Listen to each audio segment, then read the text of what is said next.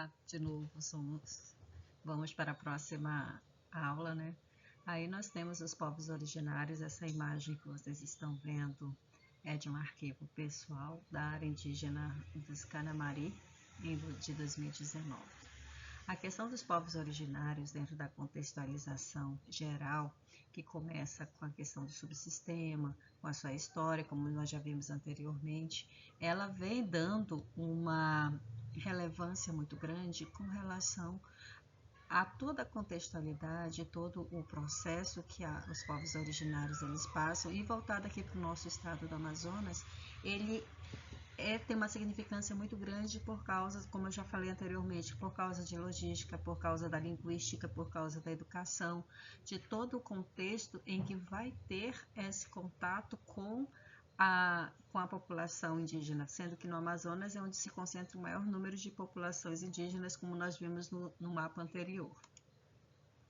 Quando a gente fala da questão em si, né, atenção à saúde dos povos indígenas do Brasil, ele vai remontar a história que vai começar nas missões até a formação do subsistema. Ou seja, essa aula de hoje, ela vem para dar uma elucidação maior com relação a toda essa transição de desenvolvimento da atenção voltada aos povos indígenas, que dentro da nossa concepção antropológica, ele foi uma concepção modificada conforme a necessidade da época, conforme as pessoas que fizeram essas catalogações, porque antes da nossa colonização, a colonização do Brasil, os povos originários já estavam aqui no território brasileiro, né?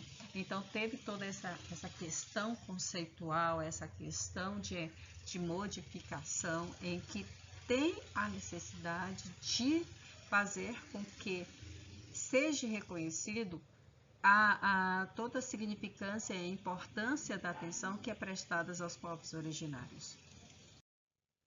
Os argumentos em si da história dos setores que restringem os direitos, ele está enraizado na questão do racismo, do preconceito, de uma ideologia de que o índio ele tem que estar no meio da floresta, tem que estar pelado na floresta, não pode ter contato com nenhum, com a civilização. Então, toda essa questão de assistência em si, de desenvolvimento, de cultura em si, ela é muito baseada dentro de argumentos.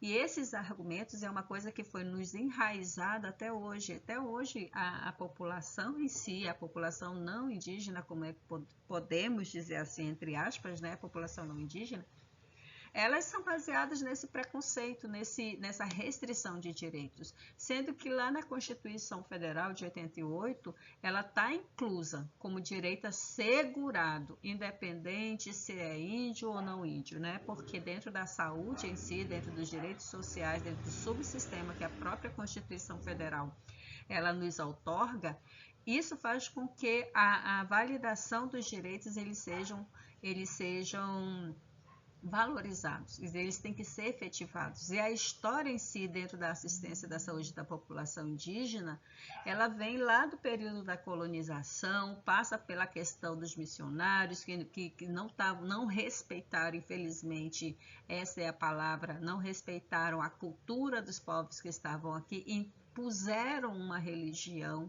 pré-existente em cima de outra que não existia, porque tudo que é diferente, a gente geralmente tem um receio e a gente quer transformar naquilo que nós queremos para que seja mais confortável para nós.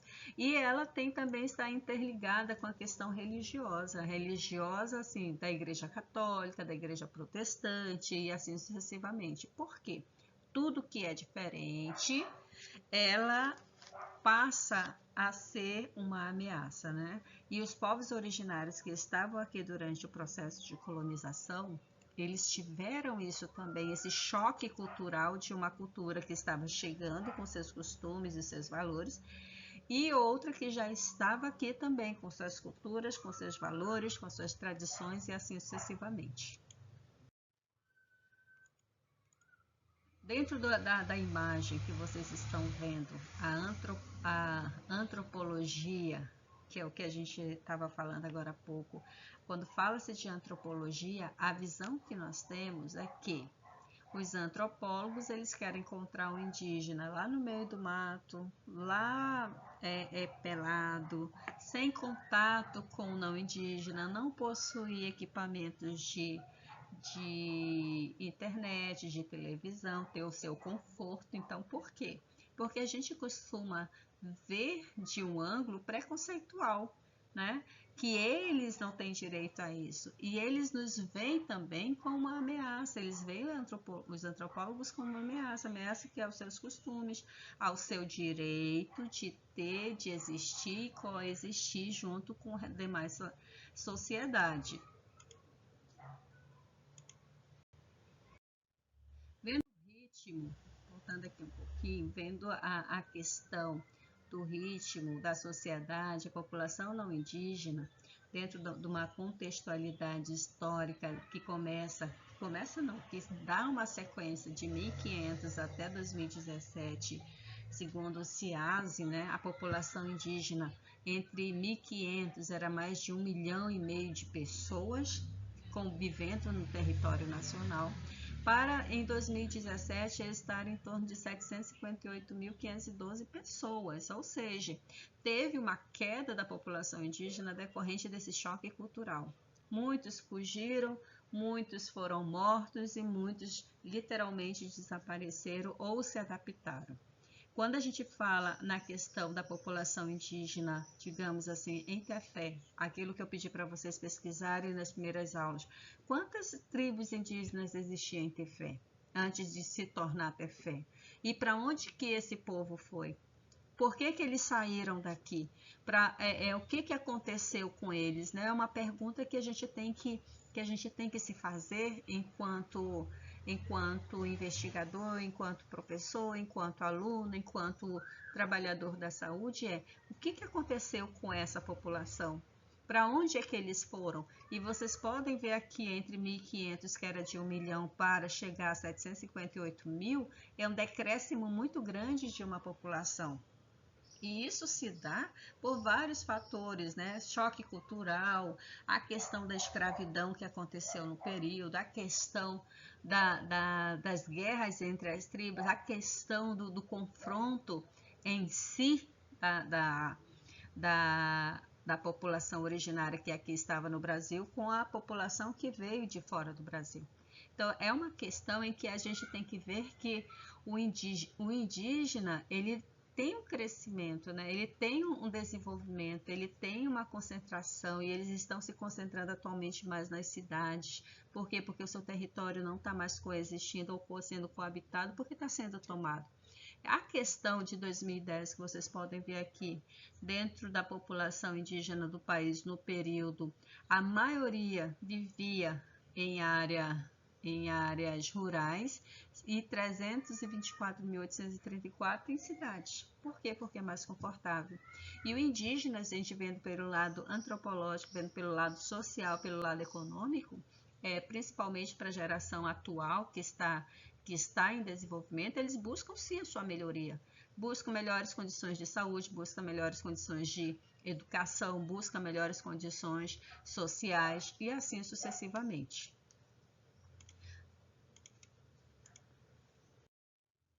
As portarias 541 e 6 de junho de 2017, né, que assegurava e instituía a integração social das comunidades indígenas e quilombolas no conceito educacional, essa portaria, ela visa o quê?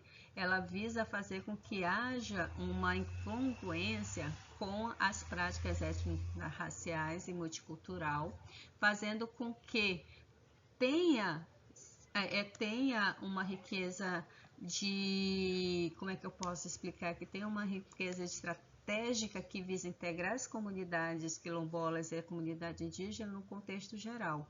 E essa consonância, ela vem lá dentro também da Constituição Federal, como vocês podem ver aqui, ó. A Constituição Federal de 88, ela quer que o Estado seja pluriétnico e multicultural, assegurando e assimilando a integração desses grupos minoritários em toda a ramificação social. Não somente saúde, mas também educação, serviço social, a lei em si, e isso ela vai se disponibilizar com a Lei 6.001, que é o Estatuto do Índio. E essa organização, principalmente assim, digamos, questão organizacional, que é direcionada às ONGs, por exemplo, o DISEI. O DISEI, ele é direcionado não, ele é gerido, né? Ele tem na sua gestão ONGs que prestam serviços, mas dentro da estrutura hierárquica em si dos DISEIs, que vai fazer essa questão da gestão, aí é que nós vamos ir atrás. Quem é que é dono dessas ONGs, dessas organizações não governamentais? Quem é que manipula toda a questão financeira dessa direção que foi dada para o tratamento e acompanhamento dos povos indígenas? Como é que isso se deu? Como é que isso está se dando, né? Aí vocês podem ver que no governo do Jair Bolsonaro, do presidente Bolsonaro, teve esse retrocesso dentro da política, esse retrocesso dentro das organizações, este retrocesso de efetivação de direito. Um exemplo clássico que nós veremos logo em seguida, que eu já falei para vocês anteriormente, é a relação que aconteceu com os povos Yanomamis, que foi aquele choque que teve com relação às mortes que estavam ocorrendo e que não estavam à visão do público em geral, né? Que foi uma coisa que impactou e muito as políticas sociais e que levou que medidas extremas de controle, principalmente para a questão da morte infantil e materna. Mas quem é índio, né? Quem é índio nesse contexto todo? Dentro dessa contextualização, índio, podemos dizer que é aquele que tem um grau de parentesco, que tem o Rani, que casou e que teve. Mas tem aquele não branco que casou com a indígena, mas que ainda não é considerado indígena. Então, a questão de quem é índio, ela vai muito da questão social e comunitária. E no dimensionamento da população, nos últimos anos, o número ele tem aumentado e a reivindicação da questão indígena, muitas pessoas estão solicitando a identificação da étnica racial, no caso, assim, eles estão solicitando a identificação de como indígena, justamente por causa disso. A questão de língua, família, o dimensionamento, família residente em territórios indígenas, a questão da miscigenação e território. Então, é um processo em que a gente pode dizer quem afinal é indígena. Sabendo nós que durante toda a história do Brasil ocorreu a miscigenação, nós somos miscigenados, nós temos sangue indígena, nós temos sangue europeu, nós temos sangue africano. Então é uma miscigenação em que a maioria da população agora que está se identificando como indígena, estão sendo feitos pedidos para fazer esta modificação. Mas aí entra a questão através do casamento, através da seguridade, através de toda uma contextualização estrutural que faz com que a questão de perguntar quem é indígena ela entre em xeque. Por quê? Porque dentro da questão socioambiental tem a linguística, tem as etnias, tem a questão de aldeia, tem a questão histórico-político, né, que vai estar fazendo com que haja essa retomada de identidade coletiva. Nós podemos ver aqui na imagem que vocês estão vendo um pouquinho apenas das quantidades de etnia que existe. Tem o Guarani, Guajajara, Kaiowá, Ticuna, Caincan, Pacuxi, Terena, Yanomami, Satremaué, Chavante, Munduruku, várias outras etnias, e é dentro da nossa região a predominância mais é Ticuna, né? Por quê? Porque o ticuna é uma população que ainda existe, ainda tem muita. A população do povo ticuna ela é muito vasta, muito grande. E ela tem uma linguística própria, né? Inclusive, eu estava vendo recentemente a raiz, através de um vídeo, a raiz da língua ticuna, ela é muito parecida com a raiz da língua chinesa e coreana. Elas têm a mesma fonética em si em alguns momentos. Ela vai dando um linguajar muito grande e a gente pergunta de onde é que veio esse povo, né? De onde será se a gente não tem um pé lá em outros países também? Como é que se deu essa migração social há muito tempo atrás? Os indígenas em si isolados e os recém-contato,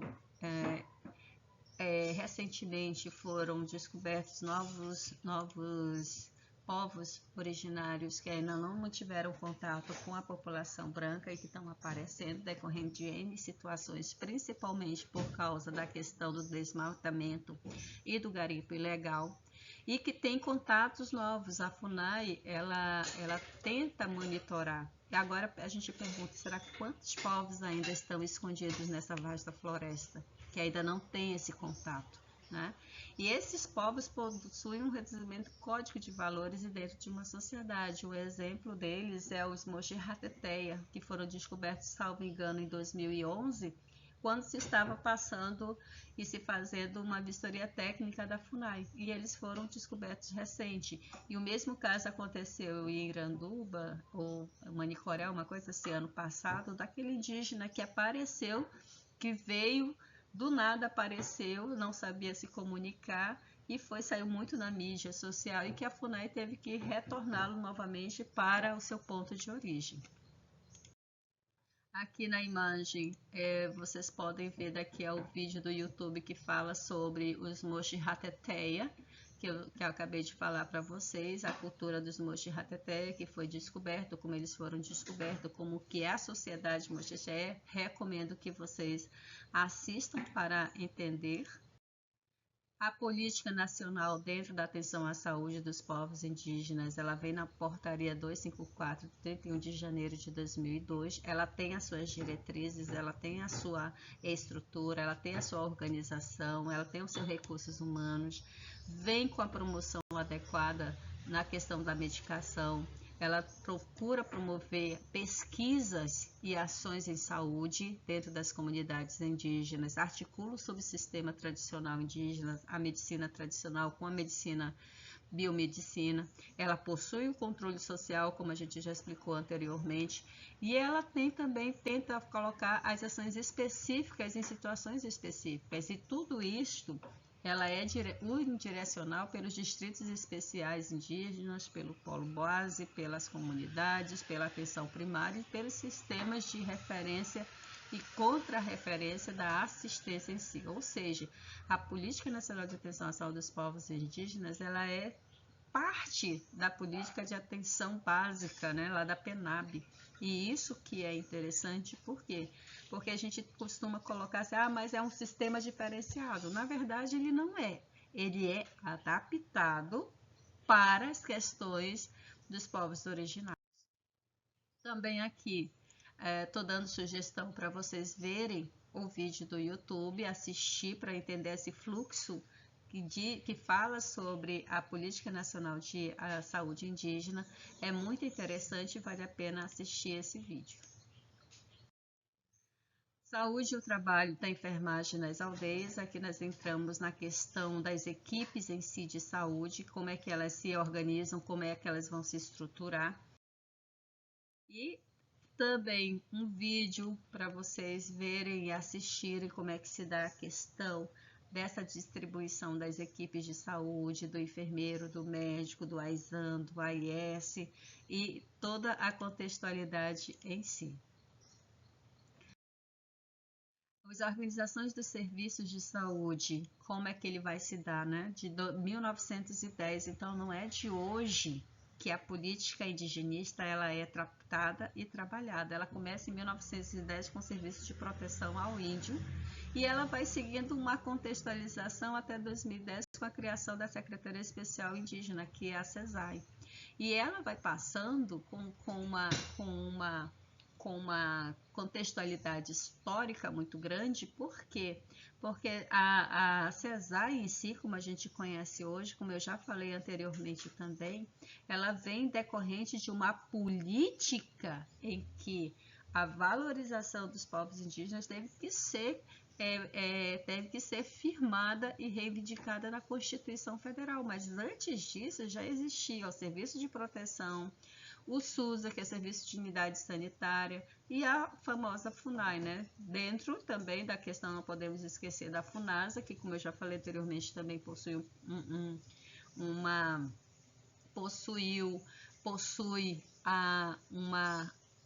um contexto histórico muito grande dentro dessa proteção, e a Fundação Nacional do Índio, que apesar de todas as reviravoltas, ela busca preservar, mas a questão da FUNAI, ela é mais territorial, ela não é muito assim relacionada à saúde, mas ela é mais território, questão de demarcação de terra, questão de identificação de povos originários, questão de identificação pessoal deles. Então, ela é muito mais estrutural, organizacional, voltada para o contexto da tribo em si, né? da comunidade em si. Já a FUNASA não, a FUNASA ela é voltada para quê? Para a questão de saneamento, de saúde, de controle de epidemias, controles de doenças preveníveis, doenças crônicas e assim sucessivamente. As organizações do serviço, também aqui nós temos um vídeo da UFOPA que é bastante interessante a assistir para ver toda a questão contextual com relação a essa demarcação, a esse processo de como é que se deu a saúde indígena.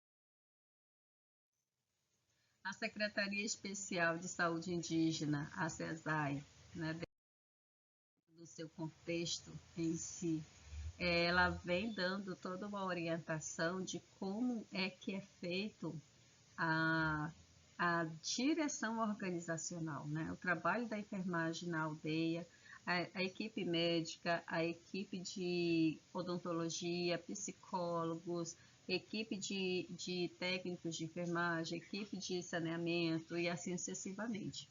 O trabalho dentro da aldeia consiste em fornecer cuidados e a assistência considerando a especificidade cultural, epidemiológica e operacional de cada povo. Uma coisa que a gente bate em cima e que a gente viu lá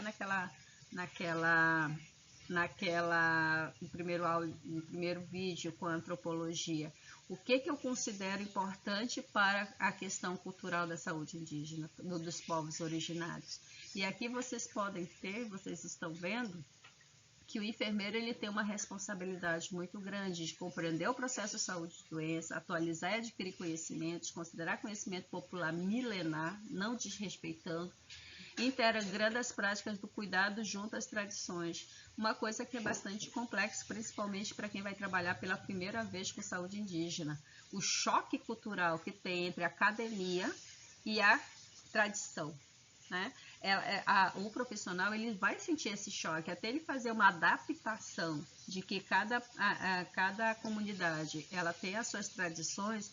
O profissional que vai para lá ele vai sofrer esse choque também cultural, que nem sempre a gente está preparado para o que vai acontecer, e principalmente para o que a nossa cabeça técnico-científica ela diz para a gente fazer. Então, é um impacto muito grande quando encontra-se situações em que a gente não tem conhecimento de como é que funciona, né? Como é que é a estrutura, por exemplo, da sociedade Yanomami, da sociedade Teni, da sociedade Macu. Como é que eles se comportam dentro dessa sociedade e até onde eu posso ir ou deixar de ir.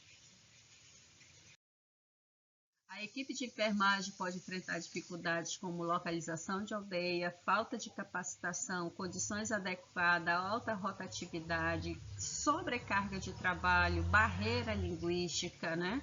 Então, tudo isso daí, a equipe de enfermagem ela pode apresentar e vai se deparar.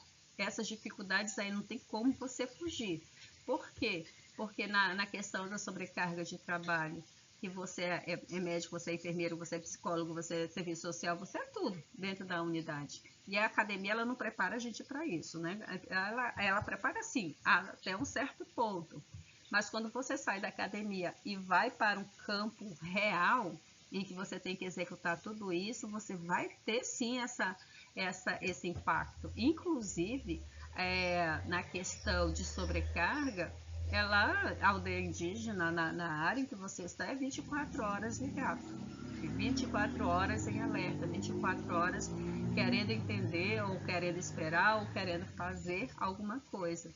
E isso daí, ele é complicante também, porque muda o seu hábito de dormir, seu hábito de se alimentar e assim sucessivamente. A constituição da equipe multidisciplinar vem composta pelos enfermeiros, os seus técnicos, o médico, o nutricionista, o cirurgião dentista, auxiliar técnico de saúde, agente indígena de saúde e o agente indígena de saneamento. Esse daqui é o básico do básico, mas ainda tem o microscopista, ainda vai ter o farmacêutico, ainda vai ter o psicólogo, ainda vai ter um monte de gente inclusa dentro dessa constituição multidisciplinar.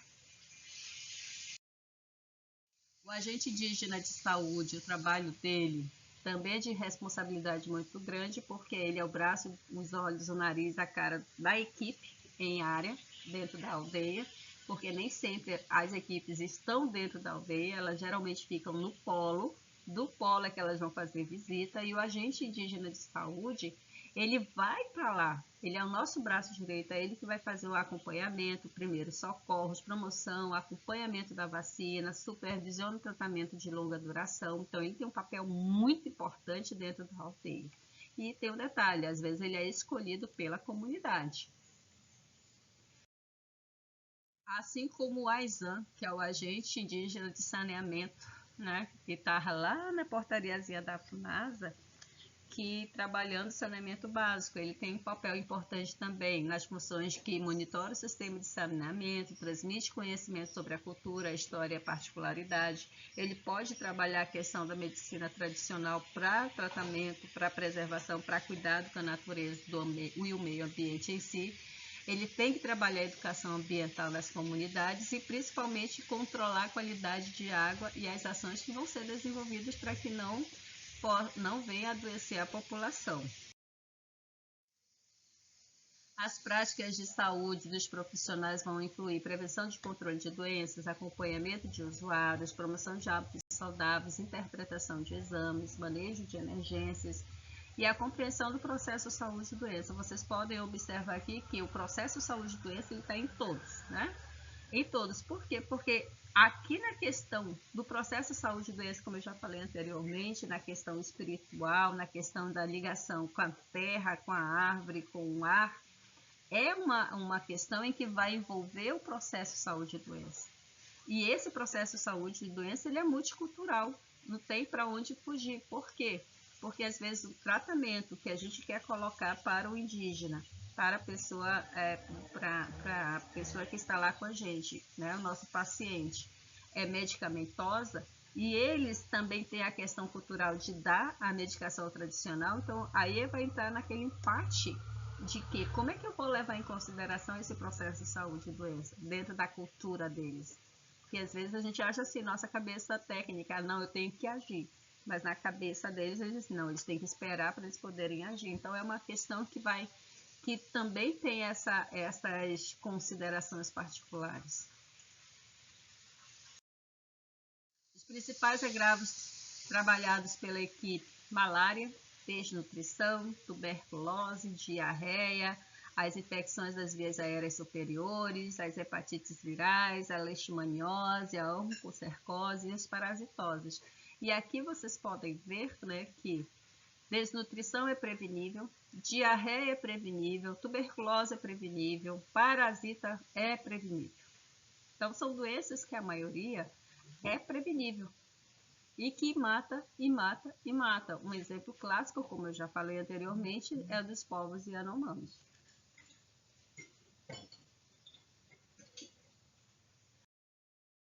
A saúde indígena no contexto do Covid foi onde teve o maior número de mortes de pessoas, né, em todos os níveis em si. E esse daí é que é importante. Por quê? Porque dentro dessa contextualização, dentro dessa dinâmica em si, ela vem dizer o quê? Que as pessoas elas estão morrendo, elas estão tendo doenças que antes eram consideradas apenas da população branca, mas que não é, né? Que não é em si.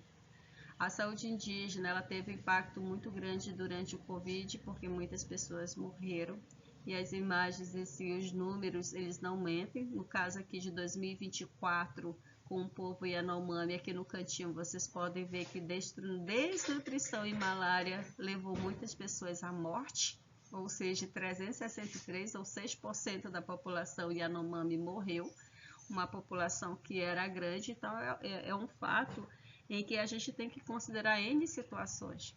Como e por quê? Se é prevenível, por que aconteceu? Aí vai entrar a questão governamental, a questão direcional dos GISEIs, a questão da rotatividade das equipes, a questão de logística da equipe, a questão de N situações que levaram à morte desse povo. É muita gente morrendo por fatores de desnutrição, por exemplo, que é de causa prevenível, que pode ser evitado. Porque desnutrição ela é por falta de comida, né? Por falta de comida, por falta de atenção e assim sucessivamente.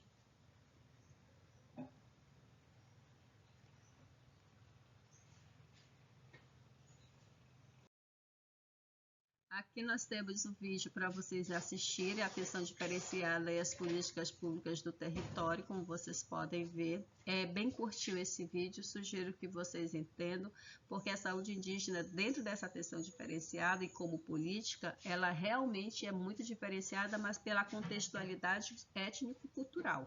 Vale a pena assistir. E aqui também a enfermagem na saúde indígena. Sugiro que vocês assistam também sobre o Dizei Médio Rio Purus, que ele vai falar sobre o trabalho que ele executa, um colega enfermeiro que trabalha e executa na saúde indígena. Ele é um vídeo bem curtinho, bem explicativo, bem direcional e que vai elucidar muita coisa que a gente tenta entender sobre como que é realmente trabalhar a saúde indígena pela equipe de enfermagem. Para vocês, um bom dia, uma boa tarde, uma boa noite, bons estudos.